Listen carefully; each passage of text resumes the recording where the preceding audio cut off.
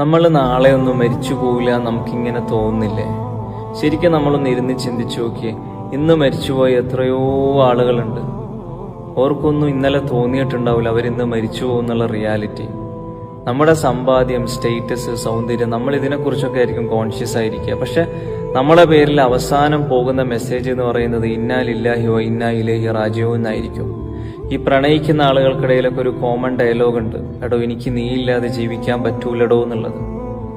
എന്നിട്ടോ അവസാനം നിസ്സഹായരായിട്ട് പച്ച മണ്ണിൽ തലവെച്ചിട്ട് പടച്ചോന്റെ മുന്നിൽ അഹങ്കാരമില്ലാത്തവരായിട്ട്, സൗന്ദര്യം പ്രദർശിപ്പിക്കാൻ പറ്റാത്തവളായിട്ട് നമ്മളൊക്കെ പോയി കിടക്കേണ്ട ഒരു ദിവസം വരും.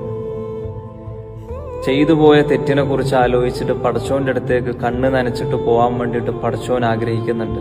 അതല്ലേ ഖുർആനിൽ പറഞ്ഞത്, വല്ലാഹു യുരീദു അയ്യതൂബ അലൈക്കും, നിങ്ങൾക്ക് പുറത്തു തരാൻ അള്ളാഹു ആഗ്രഹിക്കുന്നുണ്ട് എന്നുള്ളത്. പക്ഷെ നമ്മൾ അങ്ങോട്ട് പോകുന്നില്ല എന്നുള്ളതാണ്. ഞാൻ മനസ്സിലാക്കുന്നത്, നമ്മുടെ റബ്ബ് ചിലപ്പോൾ മലക്കുകളോടൊക്കെ പറയുന്നുണ്ടാവും, ആ മക്കൾ ചെയ്തു പോയ തെറ്റിനെ കുറിച്ച് ആലോചിച്ചിട്ട് ഒരു നിമിഷമെങ്കിലും എൻ്റെ അടുത്തേക്ക് വന്നിരുന്നെങ്കിൽ ഞാൻ ആ മക്കൾക്ക് പുറത്തു കൊടുക്കുമായിരുന്നു എന്നുള്ളത്. പക്ഷെ നമ്മൾ പോകുന്നില്ല എന്നുള്ളതാണ് വസ്തുത. നമുക്കൊക്കെ മാറാൻ സമയമായിട്ടുണ്ട്.